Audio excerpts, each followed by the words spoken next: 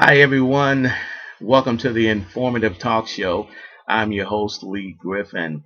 The show is designed to bring you information, advice, encouragement, and directions, primarily to those who are trying to get to the next level in the entertainment industry. Listen, it's not just about gifts and talents. You can be the best at whatever you do. But the bottom line is, if nobody knows about you and what you can do, it's going to be very hard to be successful in this industry and make it to the next level. So we're gonna be bringing to you some of the best in the industry and experts at what they do. And I'm very excited about my guest tonight. She's a friend and a colleague, someone I've known for several years, and I'm very excited and pleased that she could join me tonight.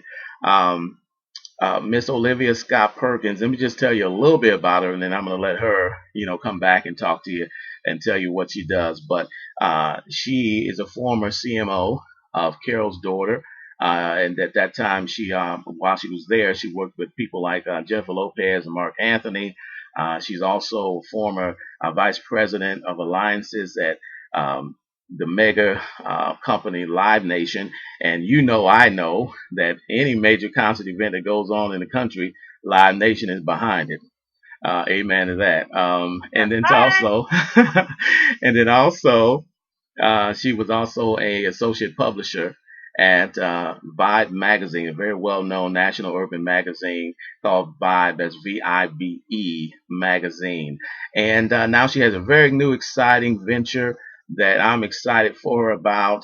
She's launched her own brand new company. She's a branding specialist, and her name of her new company is called Omerge Alliance. So without further ado, I'd like you guys to welcome my special guest tonight, Miss Olivia Scott Perkins. Hey, Olivia. Hello, Lee. How are you? I'm doing great. Excited to have you on the show tonight. Well, thank you so much for having me. I love what you're building. I think in the entertainment industry, it is really incumbent upon many of us to create the content. And the Yes. fact that you are creating your own vehicle, own platform to really, help other artists, help creative professionals, really means a lot. And I really wish you well. And I'm really happy to be here tonight. Thank you. Thank you. Well, let's get right into it. I want to pick your brain a little bit for our audience, and we can just help one person. Of course, we want to help more than that, but someone, listen, get your pen, your paper out. I want you to definitely check Olivia out. Go to her website at Omerge Alliances, and if you're a new artist, independent artist, or whatever, you need to talk to Olivia because she can help you. So, Olivia, what, in your opinion and your experience, what makes a good brand? I have always felt that a good brand is one that has a very clear proposition as to what it offers, a brand that also is one that engages consumers from an emotional perspective. Because once you're able to really connect with consumers from an emotional perspective, you have them. If it's just like, hey, I'm a paper towels and that's it, that's one thing. If it's brawny and it's about that strong man that pushes the pick up upper, that gives you something else that you can feel and really, kind of tag on to. So it's about being able to have a clear proposition of, I'm brawny paper towels and I am the quickest, fastest, and strongest picker upper, and I Right. deliver you something that is more than just, a product. It's an emotional thing too. So that's what I think is a really good brand. Wonderful. Now, to piggyback up on that, talk about what you do and what you've done, over the past 18 years, some of the people that you work with in companies, and then lead, kind of segue into your company, what you do and provide. Okay. So I'll start by saying that, I'm really grateful to God for having had a really blessed career. I am from Memphis, Tennessee. I went to school for journalism in Missouri, and then I began my career in Chicago after several internships. So I will always ask people to do internships, as many as you can. When I was in college, I did internships at radio stations. I did them for promoters. I also did an internship at Atlantic Records, an advertising agency, to kind of figure out what it was I wanted to do. I knew I wanted to be in entertainment marketing in some way, but Okay. didn't know there were so many different facets, and when you're young, you don't really know, like, what part. Is it PR? Is it events? Is it digital marketing? There's so many different aspects. I wanted to kind of get exposed to them. So with all that said, upon graduation, I began my career working in the advertising field in Chicago. I started at Olivia Burnett. From Burnett, I went to Frankel. Frankel, I went to Ogilvy. Ogilvy, I went to DC. Then I was very intentionally about wanting a little bit more diversified experience, wanting to not just have advertising experience, but actually working on the actual media property side. So that means working for like an ESPN or a newspaper, a television entity, a company, digital company, somebody that produces the content to the consumers. So with intention, I moved to New York City in 2001 with like $3,000, and I lived on my cousin's floor. I slept there over the cold towel floor on like one of those blow-up mattresses for the first 5 months, and I pounded pavement looking for jobs. I found a freelance within like my third month, but then I found a real job, and that first real job on the media side was at In-Demand Television, where I was fortunate enough to be their first ever director of partnership marketing and promotion. Okay. And there I had the wonderful opportunity of taking their movie properties, their concert properties, and their boxing properties, to the extent that we had rights on the boxing with more HBO. But anyway, taking those properties and creating brand partnerships with those properties. So while I was there, I did movie campaigns with Ashley Furniture, Pizza Hut, Papa John's, Terra Chips, Secret Ginger Ale, getting the brand in our movies exposed on like 15 million units of Secret Ginger Ale and 600,000 units of Terra Chips, potato chips. Wow. So, those are the things I did while I was there. I loved it. And then there was someone that remembered me from my time in Ogilvy. And I got to tell you, I began to understand as I continued to build my career in Lee how important building a solid reputation is, and always leaving a legacy of integrity and a really strong work ethic. Because this guy called me, said, hey, there's an opportunity at Clear Channel. You should interview for it. Went over and I interviewed, and I interviewed well. And they said, well, we like you, maybe for something else. They called me a year later and offered me a job. And I was vice president of alliances at Live Nation for 4.5 years. Wow. And while I was there, I was the executor and developer of such concert sponsorship programs as ING, the bank. They sponsored Jennifer Lopez and Marc Anthony. They wanted to reach an expanded audience, so I led that initiative. And then we also had Motorola Music Biz 101, and that was a custom program for college students for Motorola to engage with them around music. And there I got involved with MC Lyte and Timbaland and Questlove and other artists. That was a lot of fun. And I also did the Hilton Theater and other programs while I was at Live Nation. That was a really great time, really great organization. We transitioned from Clear Channel Entertainment to Live Nation. Let everyone know that Live Nation used to be Clear Channel Entertainment. So from there, I was loving life. There 4.5 years. It was great. And that's when I believe I met you during that time. Right. And then I got this magical call from the CEO at Vibe Magazine. And I went over there as their associate publisher / head of marketing. That was my title. It was a mouthful. And I was there for a year, and that was just, Vibe Magazine, like for many of us, it came out in 1995, and for many of us, that was the magazine. Right.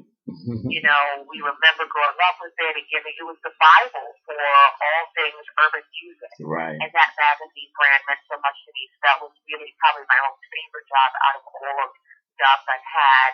And it was just a great team. Having been a journalism major, being able to work with editors who, are just amazing and brilliant with their stories every single day. Like Danielle Smith and Ingram, those guys were amazing. So anyway, I went from after they folded, unfortunately, just financial reasons. Right. I went independent the first time, and I think the point of me bringing that up is, you have to try. Right. You may fail, but you can try again. Kind of the Leah song with his version of me, try again. So the first time, because I folded, myself, Lee, to be an accidental entrepreneur. Wow. An accidental entrepreneur is one who just, you look up, you're out of work, and you got to make do. You have a mortgage to pay, you have a rent to pay, you've got car notes, you got to figure it out. Right. And what I found was it was great, and that's again when I began to realize even more how your reputation is important, because I was blessed with people calling me old bosses and people who had heard about me, giving me calls and saying, "Hi, I hear you're available.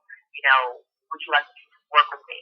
And me doing some cool stuff that first go around with Omerge, but the difference was it wasn't focusly, it wasn't sustainable, because it wasn't focused, it wasn't sustainable. Okay. So the way I explain it to people is the first go round in 2009 to 2010. If you called me and said, "Hey, Olivia, it's Lee. I got this new tractor company. Can you build a campaign for it?" I'm like, "Yeah, I can do that." And then I'd say, my friend calls and says, "Hey, I got a new lipstick company. Can you do that?" I say, "Yeah, I can do that." And so I was taking projects on a very ad hoc basis. Some areas were, strong suits for me. Some areas were not. Right. But in terms of building a company, you really need to make sure that you are building a company around either areas of strong suits for you, if you really perform well, or areas of interest for you so that you're willing to go the extra mile to learn more about it and to really be a winner and be the best in those areas. Right. So transitioning to now, I was at Hill, Georgia, as Chief Marketing Officer. I was presented an opportunity when I was out between that 2009-2011 time period. And I went back in, and I went into Sheryl Crow in March 2011. And it was fantastic, for me. The opportunity to work on the brand side was a really wonderful and blessed opportunity. But there was still something gnawing in me that, if I actually did my consultancy in a real way, if I really took the time to create a focus and a mission and a purpose, and I put everything within me behind it, would I be successful? Right.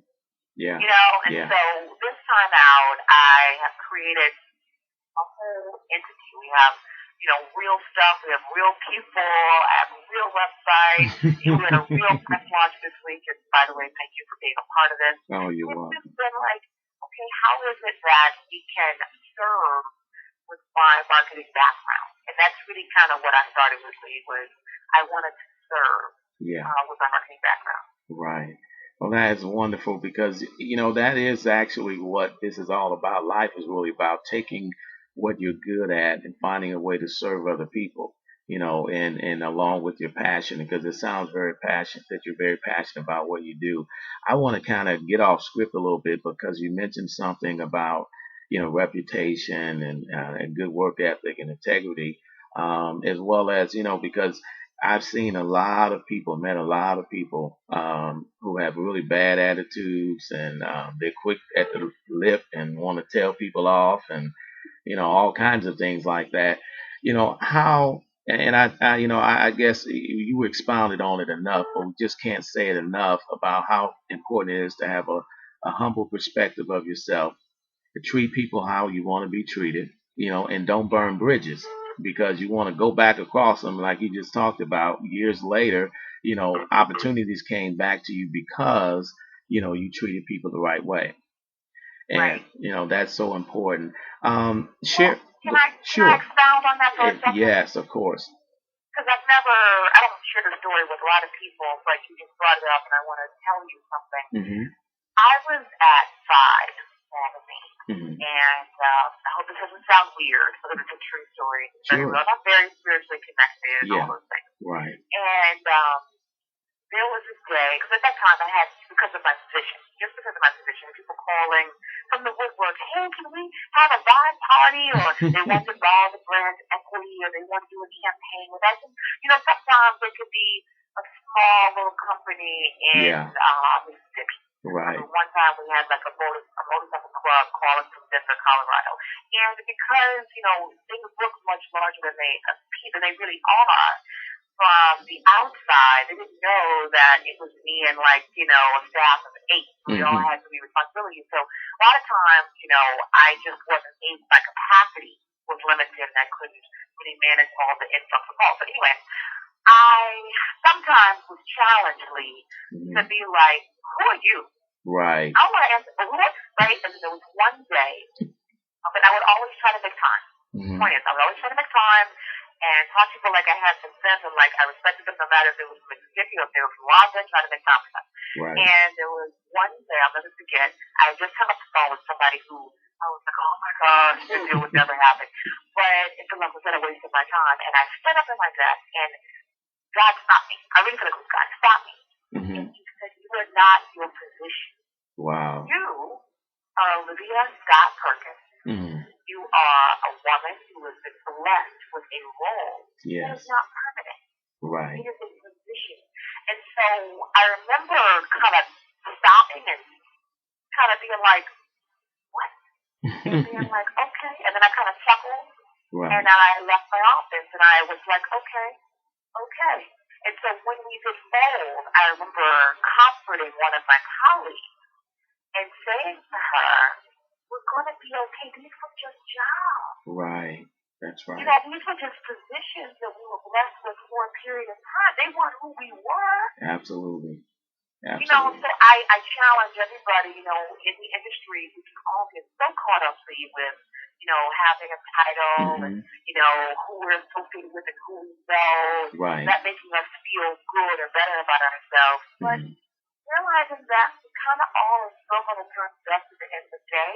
That's right. And that most of this is temporary. So just kind of remembering that. That always kept me humble and, you know, it was all good. I just wanted to share that with you. Thank you for letting me share that. I appreciate you sharing it because a lot of people need to hear that. And sometimes they are just that adjustment away from making it. They're wondering, I got the gifts, I got this, and I got that. But it's just that simple if they open their eyes to see. And so that's what this show is all about. You know, we want to help people. And sometimes, you know, you can tell people they can hear it from all kind of other people many times in their own circle. And then when someone else, a stranger, comes along and tells them the same thing, it's like an aha moment. So, hey, you know, as long as they get it. And so if we can help them get it, that's great.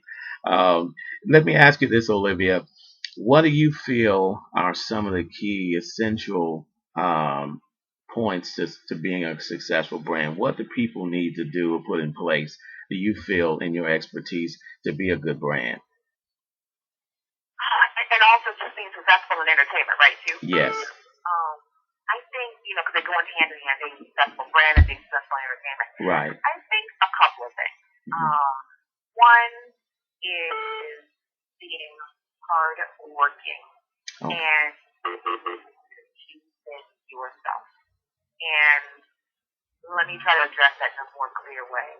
You know, once you have a clear proposition, because you asked me earlier about what it took to be a good brand, once you have a clear proposition and you know what you have to offer and you know who you have to offer it to, right? Just know that I make paper towels, or you know that you do good rap music, whatever it is, and you know what your white space is. You've done your competitive analysis and you know what you have to offer the world, and then you say, okay, now I'm going to go offer it. You have to be hard working and have an incredible work ethic. I have seen plenty of people who have personal brands, which is what artists must look at themselves as having, or a personal brand. Right. You are an artist. You have to be willing to put the time in. If you're not going to put the time into your own career, nobody is going to be willing to put the time in. Because I've worked with some artists who, you know, unfortunately, I've wanted to like put a lot of work into their efforts and their brands, but I'm seeing them chilling on the couch. I'm saying I'm not doing it. So that's one. I won't belabor that point. Right. Another one is, we all know this, but I can't say it enough, having the right and having good people around you. Right. Yeah. You know, you can have, you know, the cool people, but if the cool people and they're your friends, and I understand about trust, because trust is real. Exactly. You can trust is real.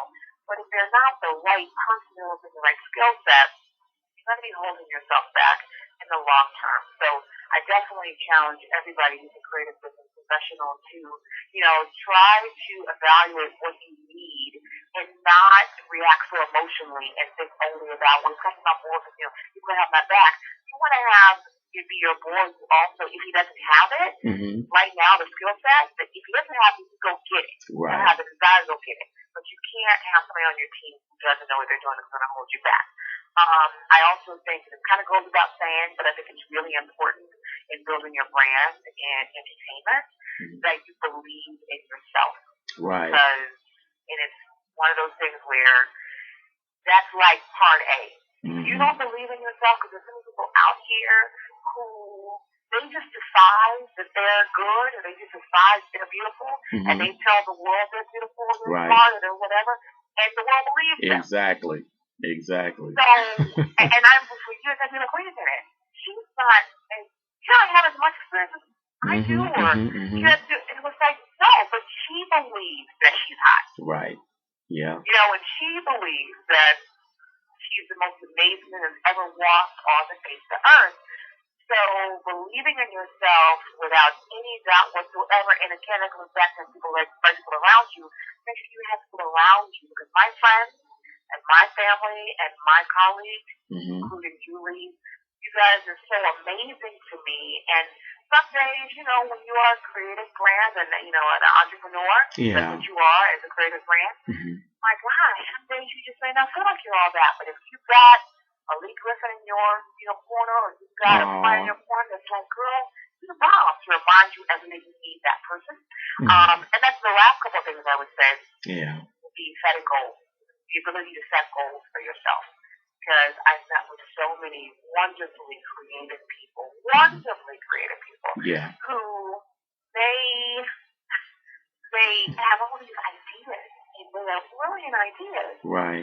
But they can't put a plan together, and they can't make them all happen, so they end up not doing anything. Wow. So I think you have to be able to say, okay, and if you can't do it, have somebody around you that can be organized and say, all right, I am going to put all these things, I want to get to point B. And in order for me to get to B, I have to get to A. And then A, I'm going to have to go to A.5. And then I'll go to B, then I'll go to C, then I'll go to C.5. But if you just end up going in circles, oh my gosh, it's so frustrating for you and everybody in your camp. And the last thing I will say, it's important to me, is, I'm going on so long, but mobilizing your network. Right. It's one of the things that I think you do very well, Lee. And one of the things I see a lot of people not do very well. And it's important. It goes back to what I was saying earlier about being hardworking and doing things yourself. So if you have a new song, you should, at minimum, you have to start with your family. Right. You have to ask 10 cousins and your aunt and your mother and father, or they post that on their Facebook group. You know, and then reverberate out from there. Right. You have to be willing to believe enough in yourself and be able to go to your family and say, hey, I'm launching this single. Will you support me? Exactly. So mobilizing your network, and of course beyond family, going into friends. And again, very similar to how I've launched with Omerge Alliances this week. I started with about 10 friends, 10, 12 friends and colleagues. I said, hey guys, here's my video, and I'm launching. It would be most amazing if you guys wouldn't mind promoting my video on your various social networks. If you don't mind, great. If you do mind, I still love you. God bless you. But I would appreciate your support. And I got an overwhelming response. And by the way, I love your video. I do. Thank you. You're welcome. And everybody should go check it out on YouTube. Miss Olivia Perkins, Omerge Alliance video. It's great. Very professionally done. And, you know, that speaks to quality, you know, and that's something too I noticed with a lot of people. They want to get Walmart, but they got Baby and them making the label to their CD in the basement off the printer, and it looks a hot mess. And you know, everybody can't record well, everybody can't do artwork well, and no way you can make it to the next level if you don't have the right quality. And so there's so many resources out there, and people have to do their homework. In today's age, I tell people you can just about go on Google and Google something, and the answer will come back to your website or whatever, where you can find the information. Or like you said, ask somebody, you know. So ask somebody. And to that point, Lee, I want to add something which is important. And an artist I worked with recently said, Olivia, I finally understand how you operate, and I get it, how I can be successful as an independent artist. Basically, what you just said about, just doing stuff and just trying to get the CD cover done, just trying to get it pressed, and stuff like in a hot mess. It goes back to my point about organization and planning. And you know this very well. Yeah. If you decide right now, today is November 16th, if you say, I want to put out a new album, I'm going to go into the studio beginning December, and I want to have it done by the end of February. Making these dates up. You can at that point begin to organize what you have to be successful on the back end. I find a lot of creative professionals, especially musicians, and I love them all. I'm not speaking with any judgment or any malice or anything like that. They spend an incredible amount of time and money on the studio. And the making of music. And that's very important. Because we all know if the product is not good, you don't have a product, you don't have a brand. So I'm all for that. But then what I've seen happen quite a few times, Lee, is they celebrate when the CD is mastered. And then they want to have a party. Exactly. The CD is mastered. Yeah. And I'm like, does anybody know the CD's out? Does anybody even know where to find it? If you put it on iTunes, if you put it on Last.fm, if you put it on Pandora and Spotify, like, what are you doing? So I understand from a creative perspective that the creation is like 90% of what matters to creators, because that's what musicians are. They're content creators. But I would challenge all of them, all of you, to really say, okay, I am a business. I am a creative business. So I'm going to create the product. But then I'm also going to create a plan to actually get my product into the ears and hands of consumers that would like my product. So let me find a graphic designer that will create the most beautiful, on-brand, target-relevant aesthetic for my design cover. Let me find the most amazing, brilliant website designer so I can create an attractive web people would even like and be interested in. Let me find somebody that knows digital marketing that can help me create profiles across all the platforms that I just mentioned and make sure I get on iTunes. You know what I mean? Right. So investment is very important. And see, that's a lot of times we find with our people, they want to hook up, they want it free, and you got to be able to invest in yourself. And it's not always, today, again, there's so many other avenues and good opportunities that are not so expensive as, it was back in the day, or, there's a lot more options, I should say. But you have to be willing to invest in yourself. Would you not agree?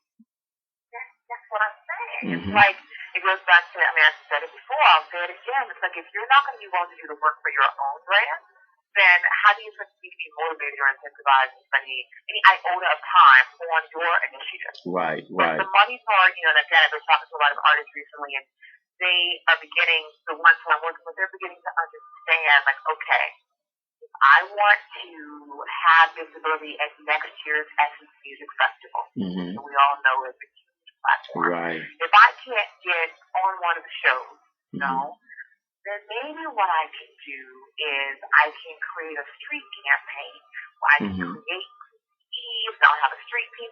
Okay, great. Whatever you plan is, let's start saving for that now. If you can do the thinking now for next July, and you just put, we all know this, for vacation, you put aside $100 a month on vacation. So for your career, just put aside, you need $1,000 to have a street team for your flight, for your hotel, whatever. Start putting aside $100 a month. Absolutely. And I love, go ahead. No, I'm saying it's all possible. It's all possible, but I found that, especially for up-and-coming artists, also known as emerging artists, who happen to be independent, that you do need to have that plan and be able to think about what investments are necessary to figure out how you can save towards that point. Because the option, what's not an option, is what you just mentioned. Last minute, getting a hookup, having somebody print something in the basement, looks hot mess. And people are like, are they serious? You mean to experience that? Yeah, capital hot mess. You're absolutely right. And I just want to back up a little bit to something you talked about in hard work, because it takes, I think, a lot of times, if you really want to be, I mean, the greater you want to be, the harder you have to work. And that's just to Right. be honest. A good friend and colleague as well, Mr. David Sams, who helped launch and coach Oprah Winfrey, Pat Sajak, and Alex Trebek. I recently was talking with him. He talked about Oprah's hard work ethic, and he said, she would get up at 2 or 3 o'clock in the morning to do spots when she was just starting out in Chicago, going nationally. He would say, "Hey, we need a spot for Cleveland, or we need a spot for Cincinnati or Detroit or whatever." And she'd say, "No problem, get up." So, she wasn't sleeping a lot, but she just did whatever it took because she wanted to get there to the next level. And, and that's what we're talking about today, ladies and gentlemen, with Miss Olivia Scott Perkins of Omerge Alliances. You got to put in, you got to pay the dues. They say, you want to be the boss, you got to pay the cost. Right. Absolutely. So, Olivia, now let's just change gears a little bit because, I find a lot of people in this, they're discouraged about things, and, all adversity comes in life.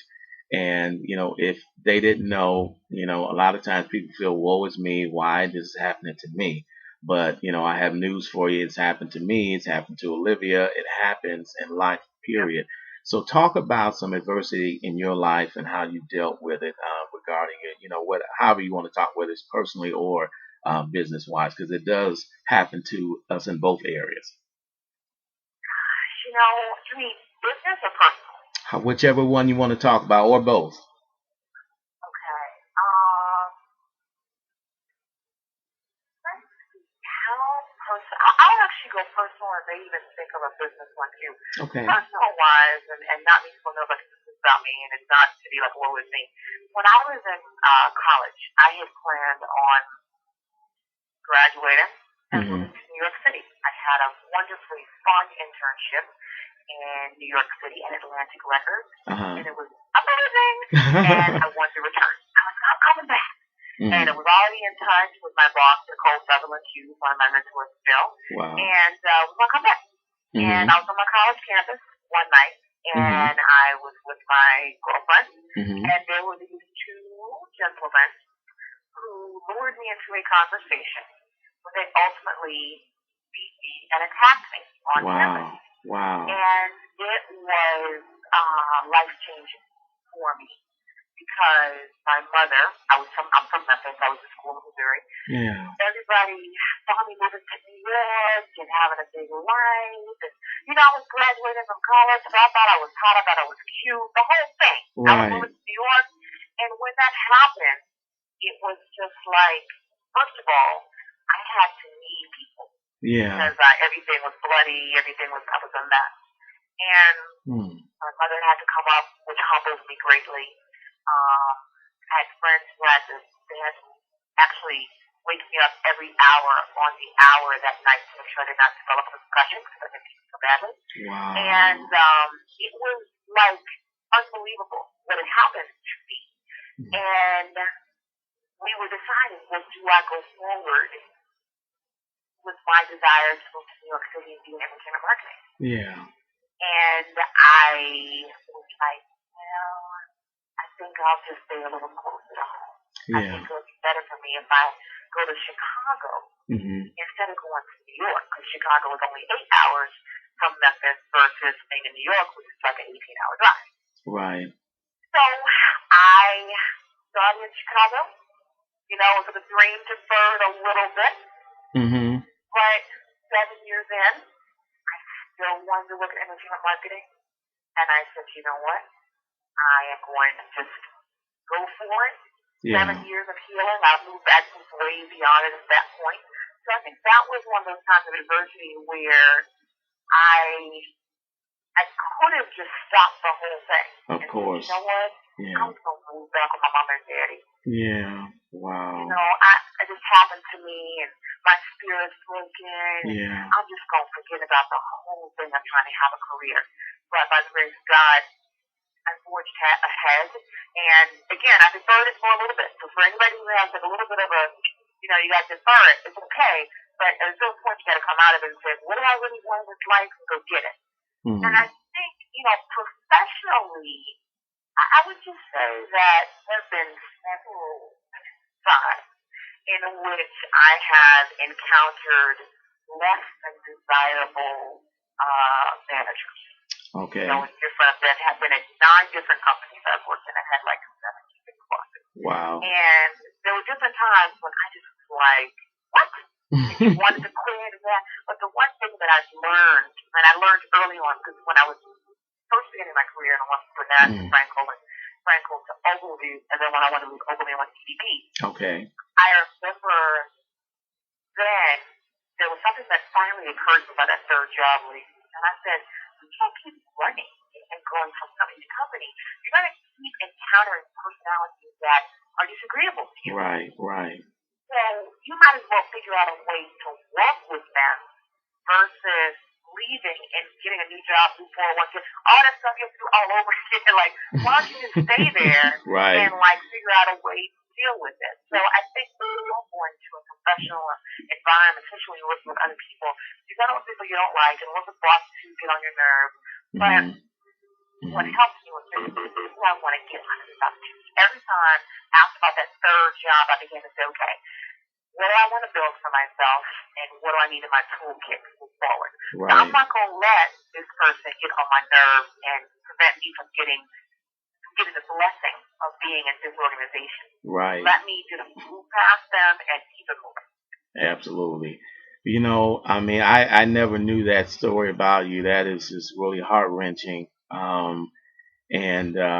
You know, thank God that you didn't give up, and that, you know, he, you know, even in the midst of all that, he was with you.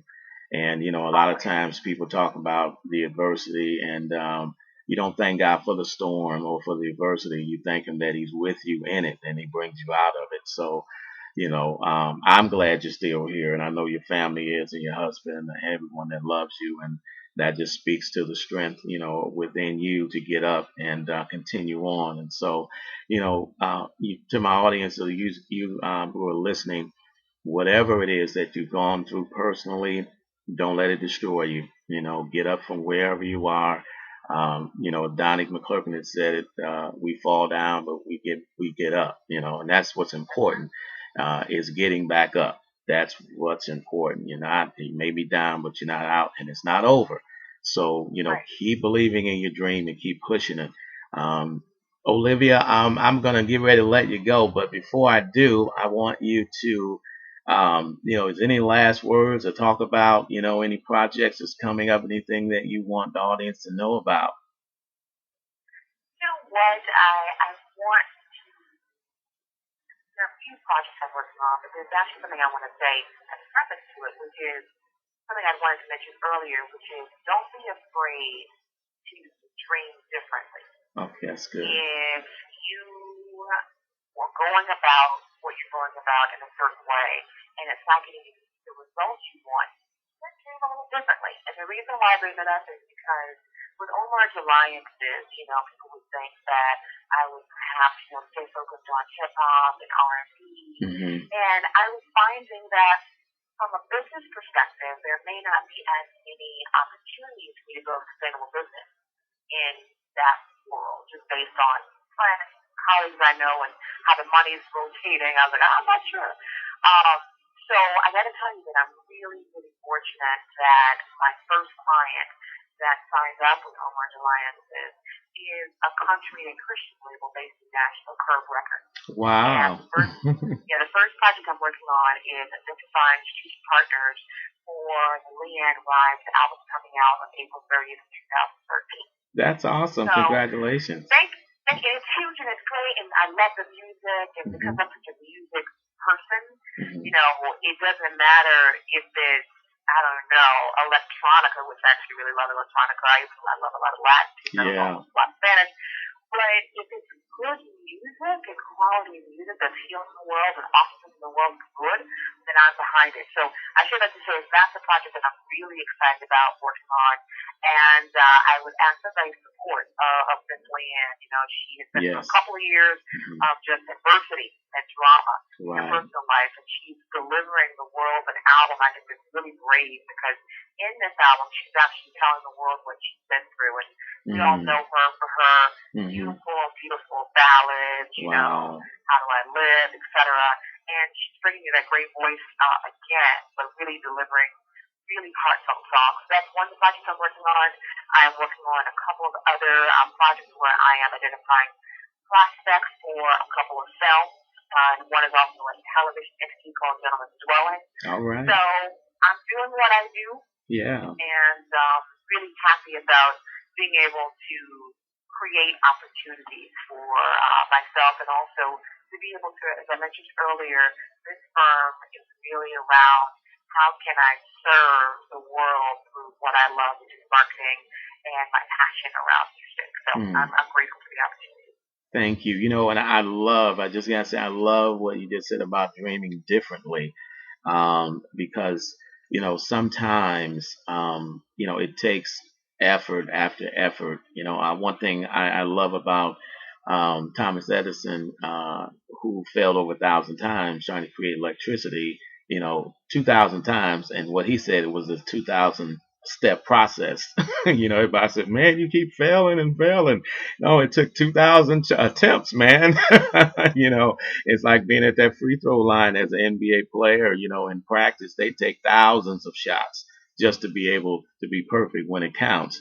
And, you know, you've got to be a hard worker. You got to be consistent. You got to practice. And you know, sometimes you find out the flaw through practice, or through also sometimes through failure. You find out the flaw that what's missing, what you need to correct here or correct there, and continue to say, hey, okay, well, you know, I can do this differently.